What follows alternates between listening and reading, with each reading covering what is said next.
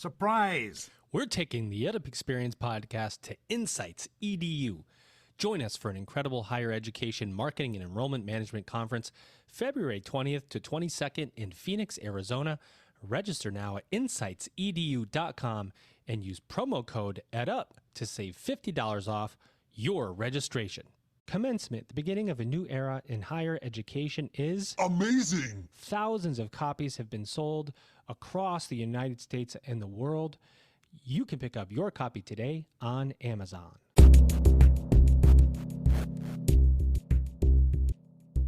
Welcome back, everybody. It's your time to EdUp on the EdUp Experience podcast, where we make education your business. And there hasn't been a more, oh, by the way, I'm Dr. Joe Salustio. If you didn't know, I've done about 700 of these episodes, probably recognize my voice by now. But we make education your business. That's kind of the tagline of the EdUp Experience. And I don't think there's a more relevant time in higher education to continue on with this mission of bringing you the most important and impactful voices in and around higher education today, because we're all operating a business. We're all trying to recruit students, and we want them to come to our universities. And more than that, we want to recruit students against the narrative, or at least I do. And I think I speak for my guest co-host and guest when I say that we want to recruit students against the narrative that a college degree or secondary education doesn't have as much value as it used to have. I think that's a conversation we're going to definitely get into today. And I'm glad to know that we have some of the brightest minds out there doing this work. And I'm bringing one of those minds back to the microphone. You may recognize his name. He is one of the first 125 presidents we interviewed on this podcast. He was at one place. Now he's somewhere else, still a president. Ladies and gentlemen, here he is. He's Dr. Jason Morrison. He is president of Trinity Valley Community College. Jason, what is up? Thanks for that introduction. I need to get that from you so I can take that everywhere I go. I'll just come with you everywhere you go, and I'll play it for you. Absolutely. Well, thanks for allowing me to be back on. I enjoyed my first time on the show and the book, and still fighting the good fight. I know you are. Jason, I will tell you something I remember about you. So I've done so many of these episodes, but there are just certain things that get burned into my memory. And I remember the story of you at your last institution. During COVID, you moved your family into the dorms to show that it was okay for students to come back and be on campus. I just remember that about you and what student service is all about. Just one of the best stories I've ever heard from a president. So congratulations on doing that. And how did it all work out? That was right when COVID hit. We had a lot of students that could not go home, and we were a career technical focus. So you cannot learn to weld online, cannot learn to be a nurse, online and draw blood and put IVs and blah, blah, blah. So knowing that, we had a lot of first generation, lower socioeconomic population on campus, Steph and I and little daughter Brennan and the dog, cannot forget the dog, all moved in this little suite style dorm, and we're there for the students. I mean, they'd come knock on the door at 11 o'clock at night. We opened up the gym. They were bored. Think about it. Everything around them shut down, and they were bored to death. And so I'd go open the gym 11 o'clock at night, sat in there with a few hours so they could just, shoot some hoops and stuff like that. But it's just mainly an added layer of comfort that, we're here with you. We're just not going to run home and hide and not be there to support you, that you're going to be here and you have to be here. I'm going to be willing to be here, and my family's going to be willing to be here with you. Amazing. I love that about you, Jason. And now you have an opportunity, because I grilled you pretty good, if I remember your episode, and you were telling me before we started recording today that you just cannot wait to unload on our guest today with all the hard questions heard on the hot seat. Ladies and gentlemen, my guest today, she's Dr. Amy Diaz, and she is new president of GateWay Community College. Dr. Amy Diaz, how are you today? I'm doing well. Thank you. Thanks for having me. We're very excited to have you. So tell us first, how has your transition been into GateWay Community College as a newly appointed president? Yeah, it's been an interesting transition for me because I served as the interim president for almost 2.5 years here at this college. And so, you're on a forever interview when you serve in an interim capacity. And so every single decision you make and every event that you show up to or don't show up to, someone notices. So it's been an interesting transition to be the sort of the incumbent interim president who ends up being appointed as the permanent president. In some ways, people might think it's a fairly easy transition because I know the people and I know the college and I know Phoenix. But I chose to symbolically have a restart. So I did a 120-day listening session and did both online surveys and listening sessions for faculty and staff and students. And it's been really good because I learned a lot. I learned a lot more than I thought maybe I even had to learn. So I'm a few months in now, and it's the first day of classes here. So it's a good day. Fantastic. You know, you bring up a really interesting. First of all, why did it take 2.5 years for them to go? You know what, Amy, just run this. So anyway, that's a conversation maybe for another day. But how does the decision? You know, did you ever? That's a long time. It's either a long time to forget that somebody might be coming on board to make decision that's not you, Right. or it's a long time to just kind of forget that person may not come and you are the person in charge. And so, you know, it's not like it's a really funny space because do you make this decision knowing that this search might result in somebody else?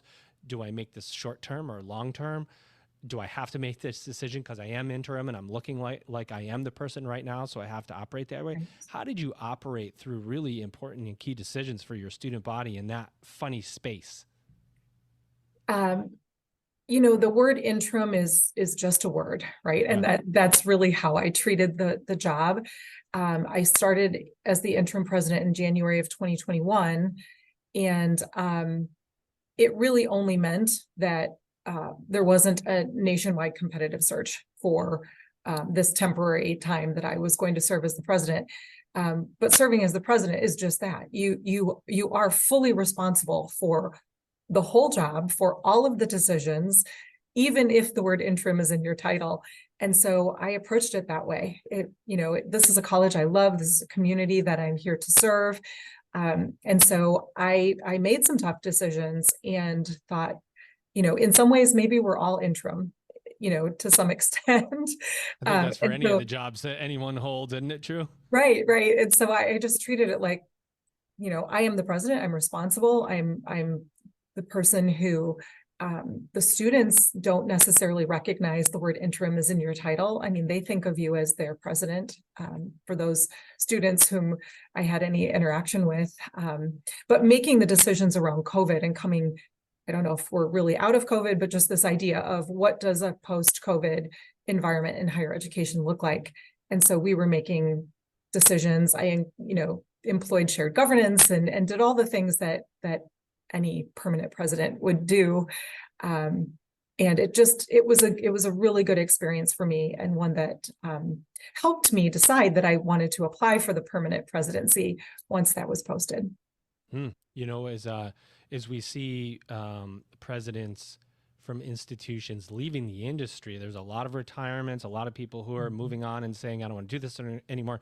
You wonder if the board had an intention of going, well, let's see if Amy makes it through all of this heartache, right? I mean, just truly, if you think about it that way, if you're a board, it's almost like it's a period of time to assess, you know, because you guys deal with, I mean, there's so much being thrown at you on a daily basis. I mean, you just have to remain vigilant, and it's very easy. And I had this conversation with two presidents last week about how it's really easy for just one thing to set you and go, you know what, I don't want to do this anymore. So we have to remember our passions. We have to remember why we serve students and all those things.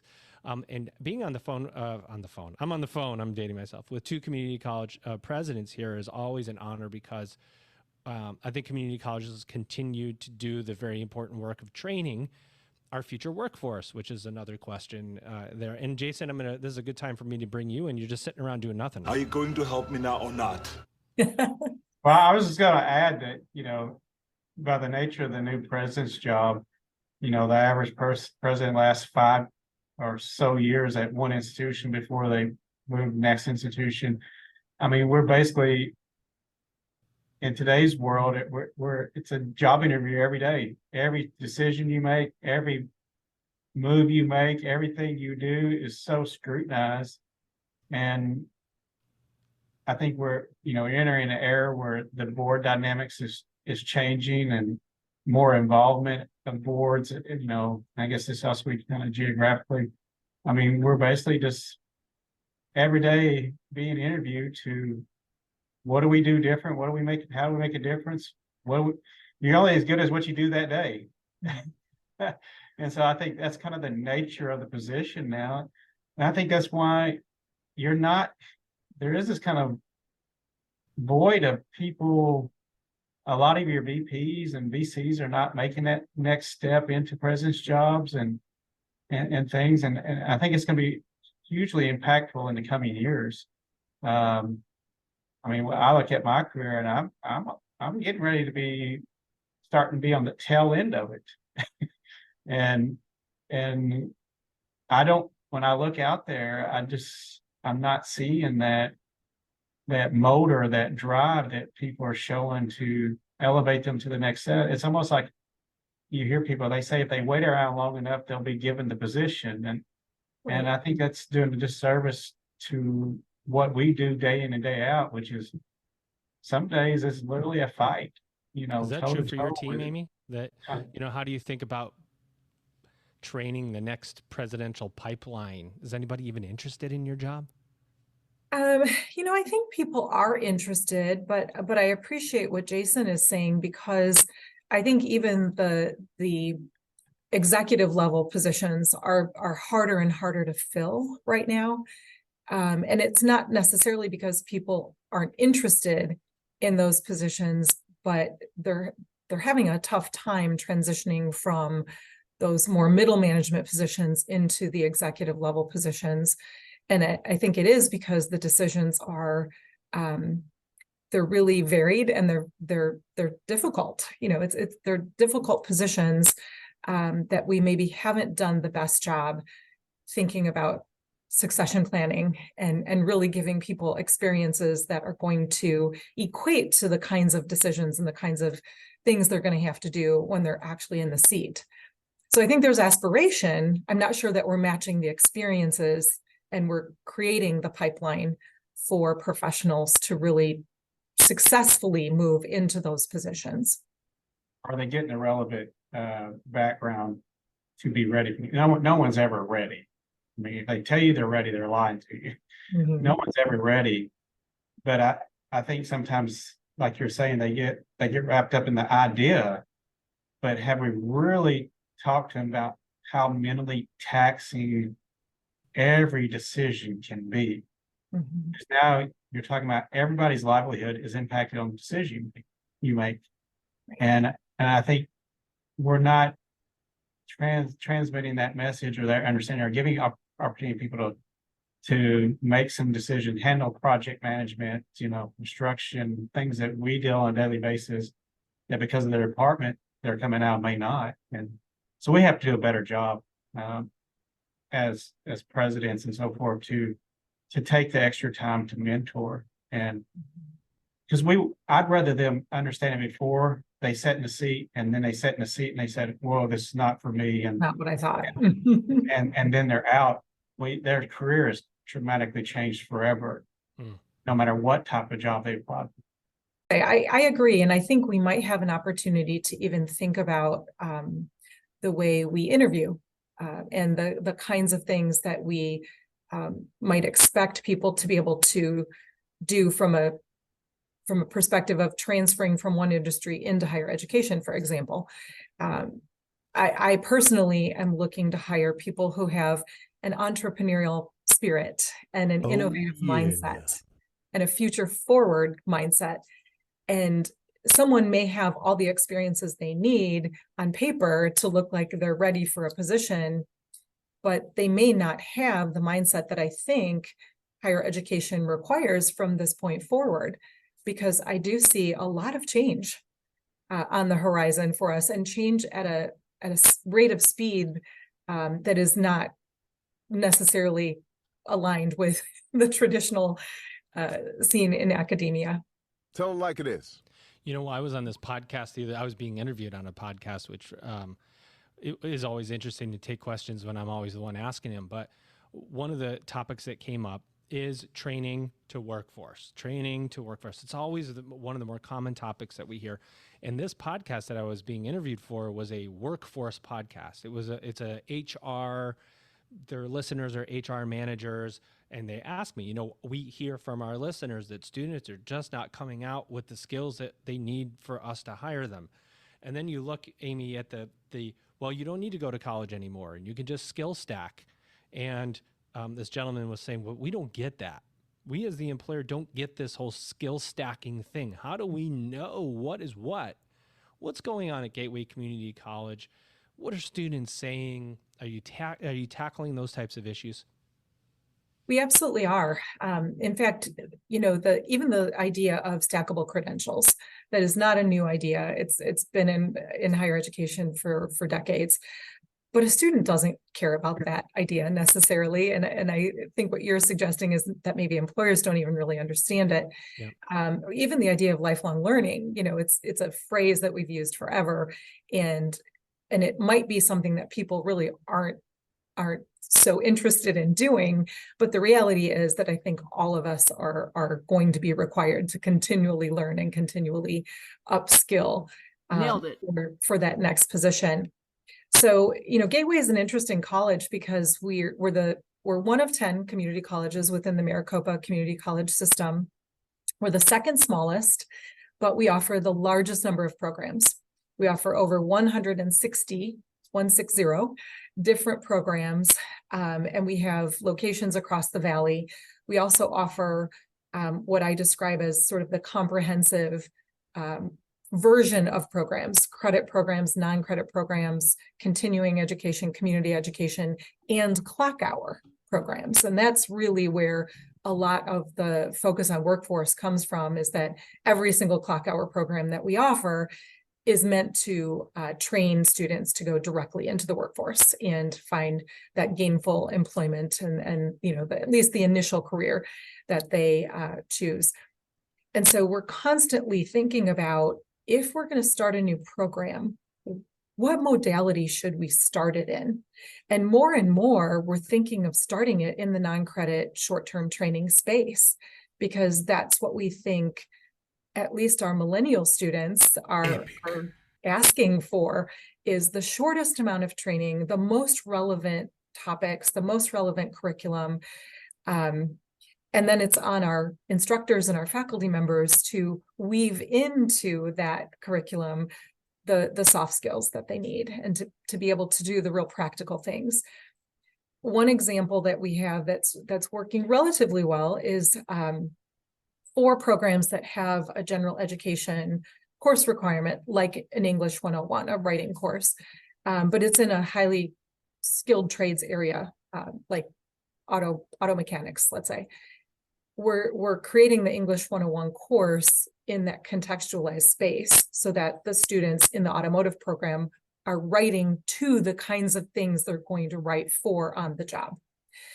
Now that idea in and of itself is not that new either, but we're really trying to be thoughtful and intentional about where we can do that to make the most relevant learning experiences for students, because I don't think anyone has a ton of extra time or extra money that they want to devote to taking courses that aren't directly applicable to what they want to do in their career. I think what you're saying is how the transitions changed. I mean, we're looking at test driving programs, kind of continuing education, kind of workforce training, see what takes hold. I did that at my last institution with a program that was directly tied to the defense industry. We ran it as workforce training and kept hearing that we need more people. So then we transitioned it to the kind of the academic side, the traditional degree side. But, here in Texas, where we have an enormous population boom and people moving to our area don't necessarily have time to spend, a semester or 9 months for a certificate or 2 years from degree. So we're actually looking to expand the customized training and see what starts rising to the top so it can be a degree plan. You're using your training as a recruitment tool. You're using short-term 14, 18-hour, 24-hour type training as a recruitment tool into degree programs. Mhm. And maybe not just for that student, but their family members and people they work with and things like that. So I think that's always what makes us at the two-year colleges so exceptional in higher education. And I feel like doesn't get enough, people don't brag about us enough because they still see us in higher education based on the big research institutions and how they operate. And they're making decisions on those institutions, thinking that we're to these extremes and wasteful and things like that. Guys, we're just trying to make budget, get people educated, break the cycle of poverty, Absolutely. the cycle of first generation students. We're not, dealing in that realm. You actually have to start looking at us for who we are, and do not lump us together with the big time research, mega institutions that you got a beef with. Think that's true, Amy? You think it's higher education, and then everybody's mind goes to, oh, it's this Ivy League college over here, these big public research universities.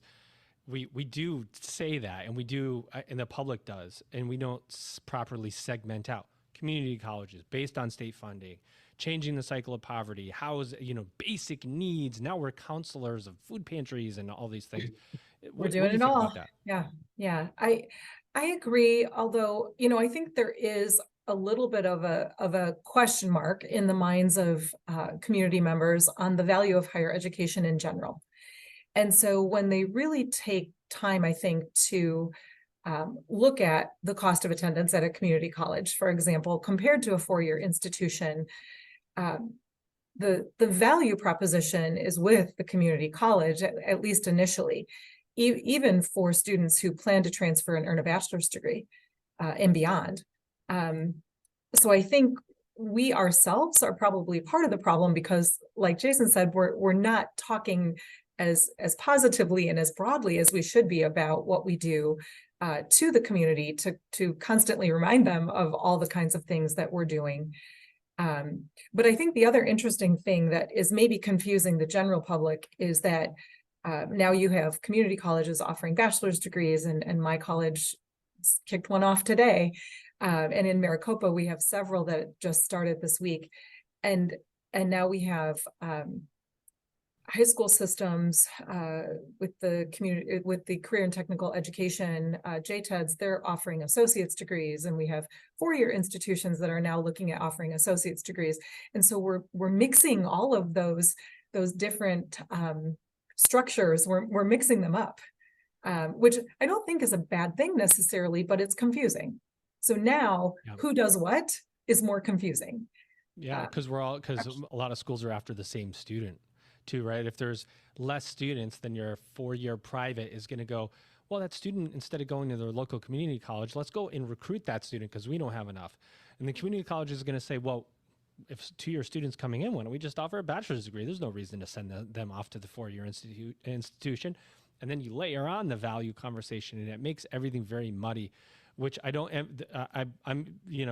envy the job of a president these days to be able to properly communicate. And I think we have a failure, Amy, of packaging higher education in a way that a consumer can understand its value. I think we're getting there, but we really just sat on it for so long and let the public go crazy without fighting back. We just kind of rested on our morals and say, we're here. So obviously, I think we do this sometimes is we don't feel like we have to justify ourselves daily. We're here, but we do. I think something interesting, you talk about the packaging and things like that. I was at a kind of industry meeting panel discussion that was taking place, and one of the panelists who's in the computer software industry may have said it best than I've heard in a number of years. He said, your two-year colleges are now becoming the new post-grad schools.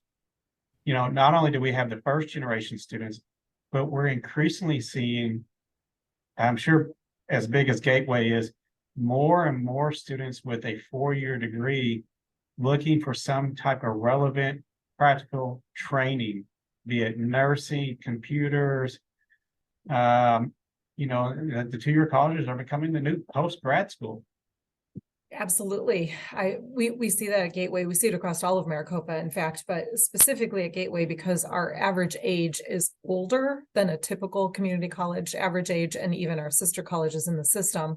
And so we know that either that is happening, or it really is the returning adult student who maybe at this point in their lives finally have the chance to do what they wanted to do, their whole adult career. And so we have a lot of people who have worked in an industry, maybe in an entry-level position, especially in healthcare, it comes to mind.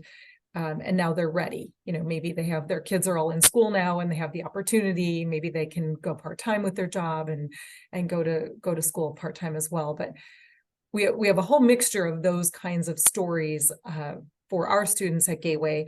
And I know that some of them already have bachelor's degrees, potentially in fields where they couldn't find the job that they thought they might be able to find. That is interesting. Attention. Are you ready to elevate your institution's marketing and enrollment strategies? Join the EdUp Experience podcast at the InsightsEDU Conference, February 20th to 22nd in Phoenix, Arizona. Don't miss out on this opportunity to hear from engaging speakers from industry-leading companies like Google, LinkedIn, Adobe, and higher ed leaders. Learn the latest marketing and enrollment strategies to grow your programs. Register now at InsightsEDU.com and use promo code EdUp to save $50 off your registration. Attention. Oh, yeah. Join the movement to mobilize and revolutionize higher education by picking up your copy of Commencement, the Beginning of a New Era in Higher Education today. This book has been featured in Forbes, NPR, Harvard Business Review, CEO World Magazine, NBC News, CBS News, and Business Insider, among many others. Don't miss out on what today's highest college leaders have to say about the future of higher education. Pick up your copy on Amazon. I do want to ask you about 160 programs. How do you think about that? Is that too many? Is it not enough? Is it something you're thinking about all the time on resources? And, because anybody who's looking from the outside goes, how's that sustainable? Is that something that's on your mind? It absolutely is. What I think we're doing primarily is through the program review process, we're looking at every single program that we offer and making the necessary adjustments to the programs that should be more feasible perhaps than what they are. We were talking a little while ago about some of the high-tech, high-trades programs. And while we have the equipment and the curriculum and the faculty and instructors, we don't necessarily have the rich pipeline of students that we once had.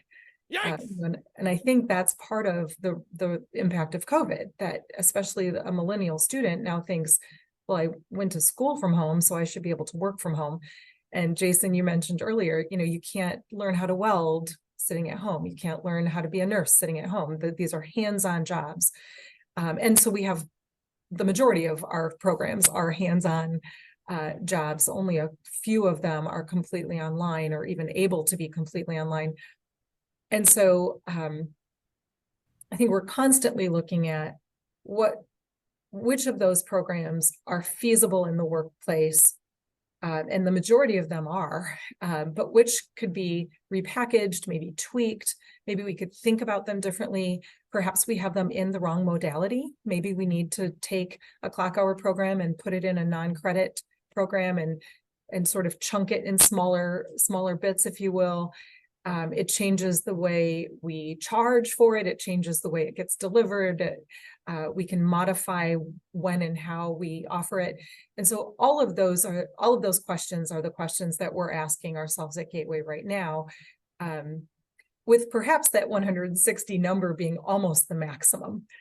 As we think about whether a program has continued feasibility, and maybe we even decide to close it down or put it on moratorium for a few years. And usually that happens because a faculty member or two have retired or someone's resigned or something. And so we use attrition as our main method for doing that. But we see if the marketplace needs it. And if it doesn't need it any longer, we leave it in moratorium. But then we might think of a new program, because right now I can think of a handful of programs that are needed in our Maricopa County region that none of the other community colleges are offering, and or a few of us could potentially offer it because the need is so large. So there's a plus and a minus, right? That 160 goes back and forth a little bit, but I can't imagine us getting much larger than 160 programs. But I think that fluidity is also a necessary element of what we do in community colleges, but it's difficult. It's a difficult thing to think about.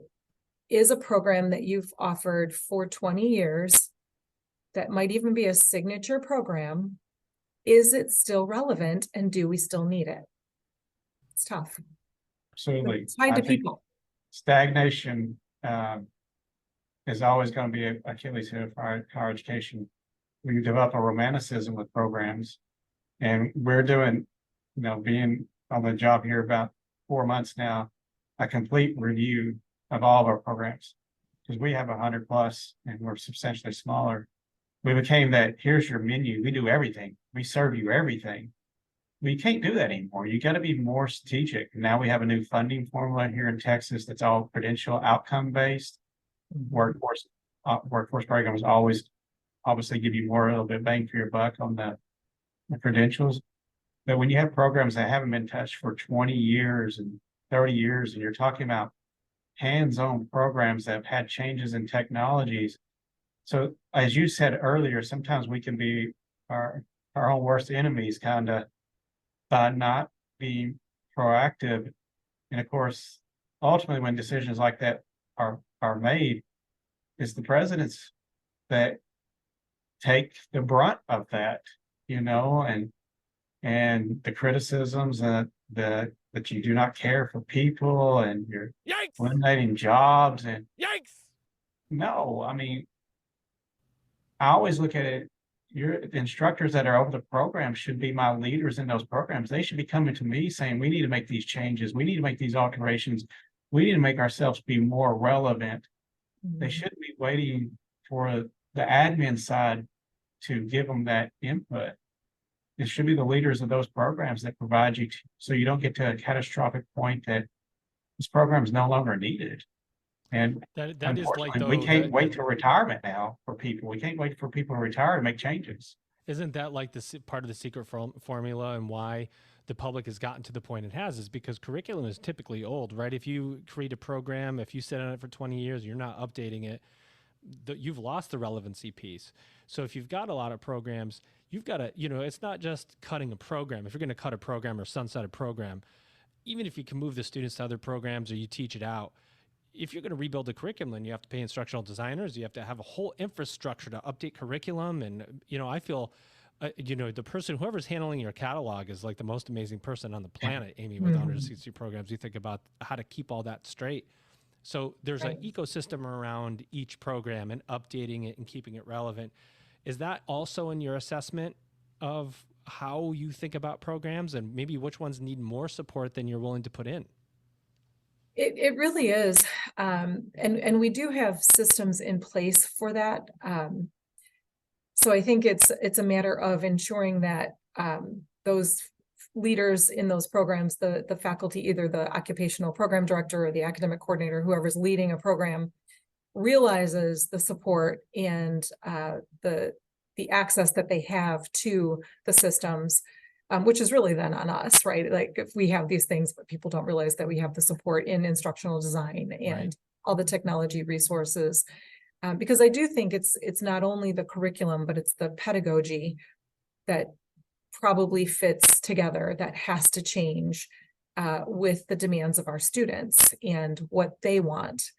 And so whether it's the curriculum or even the services that we provide to students, when and how they want them, our own employees have to know that they too have to change, and that they have to change the way they're thinking about delivering services and programs, and recognize where their resources are. It's sort of serendipitous timing, because our convocation was last Monday here at GateWay, and all of my remarks were around the future of education, the future of higher education, the future of teaching and learning, the future of work. And so at one point, my instructional designing team had come to me in the summer and said, do you think you're up for maybe like a VR demonstration at the employee kickoff meeting? And I said, sure, but you're going to have to train me how to do it because I'm not a gamer. I didn't grow up as a gamer. I don't, this stuff doesn't come naturally to me. And so I spent, an hour here, an hour there over the course of the summer, going into our Center for Teaching and Learning, and the instructional designer brought in his virtual headset and, the sticks. I'm not even sure what some of it's called, but I learned how, handles. I learned how to maneuver in this VR space. And so that was really the height of the convocation last Monday, was just saying, if I'm in my mid-50s, if I can do this, if I can get up in front of hundreds of people and do a VR demonstration to educators and to people who work in higher education, I'm sure some of you are light years ahead of me. You can take this and run with it. But it really was meant to just kind of spawn people's interest in thinking about technology and new ways of delivering new content. And you brought up something. You brought up something, Amy, and not to shift the conversation, but you brought up a word. And this is one of the most important words in higher education. And I really would like to know how you pronounce this. I put up a poll on LinkedIn. It was kind of split. And that word is pedagogy or pedagogy. Right. Is it pedagogical or pedagogical? I heard you say pedagogy, Amy. Jason, how do you feel about that? Pedagogy. I'm from the South, so, All right. And is it pedagogical or pedagogical? I actually think it's the latter, but I would say pedagogy, but pedagogical. This is something that higher ed is never going to be able to write itself with this. How do you pronounce this word? I think it's just a made up word. Although all words are made up, I don't know if it actually means anything. I wanted to go ahead, Jason. ask Amy about this. Amy, you were talking about the VR technology. I think we all have the struggle, in dealing with our instructional side and things like that. How do we make it comfortable with being uncomfortable with all the changes? So much change in teaching and technology. It's uncomfortable, but we got to create an environment that's okay to be comfortable with uncomfortable. Right. And that's really where that's where my head was, even in doing the demonstration, because, I made it as seamless looking as possible. Like I wanted to present as somewhat of an expert. But I had my instructional designer in the space with me, and we dialogued together and, asked questions, to almost debunk this "that's not for me" mentality that maybe some people have. And it's not for everyone, right? And not all programs need to have an AR, VR, or XR space, or even element to them. But in some programs, and at GateWay, we had 2 of them that I could actually talk about, because we have 2 programs that are using it. So at least those faculty now, other faculty will go to them, because I was able to talk about our radiologic technology program, and that students can go either to the Learning Center or the library, and they have practice stations where they can put the VR equipment on and practice positioning patients in an altered space for imaging.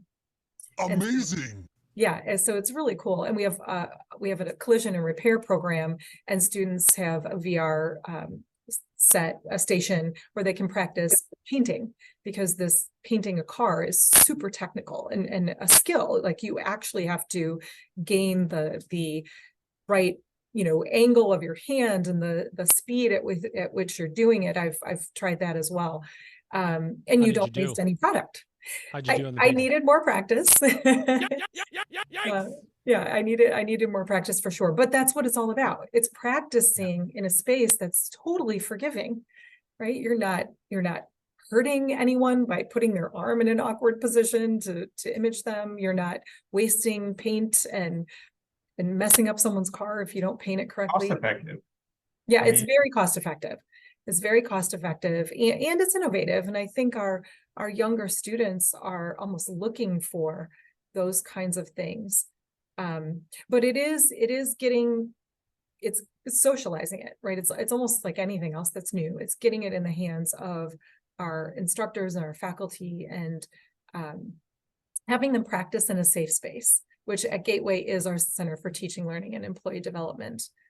So I just got a text earlier this morning that the new set, the classroom set of VR equipment happened to come in this morning. And so there'll be a message that goes out to our faculty and staff that they can make an appointment to go there and practice it. Love that. Love that. Well, we'd like to ask the same two questions to every guest to end the episode. Jason, unless you have any last burning questions for Dr. Diaz here. Okay. All right. Number one, what did we not say about Gateway Community College? So you get an open microphone. Anything you want to say, announce your 161st program or your 159th, depending on which way you want to go. Mm-hmm. Anything else, anywhere you're speaking, anything else about Gateway Community College that we should know? Well, so Gateway is positioned in an industrial corridor. We're right near Sky Harbor Airport. And I think of us as a community college that serves the entire Maricopa County. But we're not a neighborhood community college, which is typically the story of community colleges. So we pull from every single zip code in the entire Maricopa County district. And I think it's because of the variety of the programs that we offer. We're the only community college to have several different assets, including some of our programs. We have the largest makerspace in the Southwest in downtown Phoenix. We have a center for entrepreneurial innovation. We have a second one that's in downtown Phoenix as well.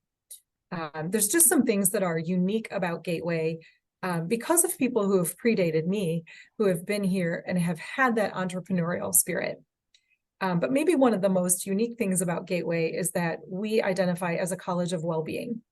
And we use the 5 C's of positive psychology: career, character, connection, contribution, and of course, I'm forgetting the 5th one. They roll off my tongue. I think that's I right. You character. Do one more. Character. Character, career, connection, care, and contribution are the 5 C's. And we've adopted those as our core values. So those are some things about Gateway that if listeners didn't know, those are some fun things about Gateway. All right, well, you said earlier that you spent some time talking about the future of higher education. Mm-hmm. So my last question for you is, what is the future of higher education going to look like? Oh, it's such an exciting topic.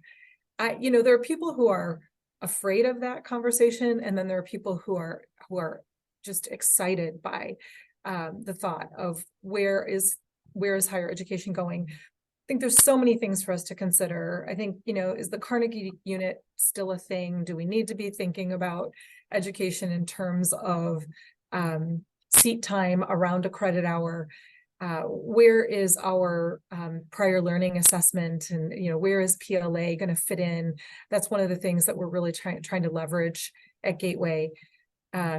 Moving in and between credit, non-credit, clock hour spaces, and just creating those really seamless experiences for the learner, because quite honestly, I don't think they care what version of a course that they're taking, as long as it means something for them in the end. So I think this idea of partnering with other institutions and thinking about where we can go together and how we can blurry even geographic lines, all of those things are very exciting and very interesting to me. And with the idea of different institutions offering different levels of degrees. Gateway just launched our first nuclear medicine technology and computed tomography bachelor's degree today. And it's really exciting for students to be able to get a bachelor's degree at a community college price for an area that is such a niche market. And it has the overhead that it has. So I'm excited about the future of education. I'm excited about the future of teaching and learning and the future of work. And one thing that we didn't talk very much about this morning is this idea of what is appropriate for physical in-person space and what's appropriate and maybe even necessary for us to think about in a remote or virtual space. And so as we continue to move forward, those things are real things. We have to continue to think about our workforce and even our ability to consider what the future could be, leveraging both in-person and online experiences for learners and employees. I truly believe that if you don't have that innovation spirit within you, this is the worst time for you to be in higher education. if you're an innovator within higher ed and you can think outside the box, the opportunity for change has never been greater. All of our institutions and surrounding memberships, accreditations are much more accepting of things that are going to push the bleeding edge of what the future looks like, because the market is demanding it, the employer is demanding it. So if you can think innovatively, it's a heck of a time to be in this industry. One person I know that thinks innovatively is my guest co-host today. I love the conference room he's built around. I love this desk. I got to get this desk. If you could see this Great. desk. Where does this Great desk come from, Jason? How do I get it? I think at least 5 of the presidents before me have used this desk. That's why there's 4 empty chairs. This desk definitely predates me. Yes, it's one of the coolest desks I've ever seen, and I'm going to try to find it online. Ladies and gentlemen, my guest co-host today, he's Jason Morrison, Dr. Jason Morrison. He's president of Trinity Valley Community College. Jason, what did you think of your first co-hosting gig here on EdUp? I enjoy it. I'm excited for Amy and what she's got planned for GateWay. I mean, there's one thing I think is missing to the great part that I felt Amy showed was, where's that passion, that drive? You don't always have to be the smartest person in a room, and definitely in my case, I'm not the smartest person in this room. But if you have a motor that you want to see other people excel and succeed and grow, that's the one thing I could just give every up and coming leader, that extra drive. Do the small things. Don't ever think there's something too big for you to do or are capable of doing. Just push yourself. Just the people around you take notice, and they will feed off the energy that you bring as a leader. And so I can definitely tell you, GateWay's in good hands. Shouldn't take them 2.5 years to figure that out, but they're in good hands, and I know Amy's going to be very successful what she does. Ladies and gentlemen, my guest today, your guest today, she's Dr. Amy Diaz. She is the president of GateWay Community College. The crowd need to settle down now. Amy, how did you feel about the EdUp experience that you've had today? Well, I love it. It's a great experience. I've listened to several of the podcasts, and I really appreciate what you're doing. It's a fun and innovative way to capture at least a point in time perspective from your guests. It's really interesting. I'm going to go back and listen to some of the very, very beginning ones. I kind of did it in reverse order, but I'm going to go back and they're really bad. I'm find the ones Jason's at the beginning now. are really terrible. Let's be honest. The ones now are way better. The ones at the beginning, I had no idea what I was doing, and you won't be that impressed. Yeah, I mean, they're bad. No, there's some good stuff in there. There is. And I appreciate you taking a listen, Amy. And, I think this podcast is all about how do we bring the message of higher education at scale and highlight some of our community college presidents, private college presidents, public, who don't get the microphone all the time, too. It's hard to get, we do see a lot of the same folks put out the similar you've got material some rock if you're a stars. bigger school. Right. I mean, that's just kind of the way it works. So how do we give a mic to those that don't have it as often? And I really appreciate you bringing the message of GateWay Community College here. Thank you so much. It's a great experience. Ladies and gentlemen, you've just EdUp'd.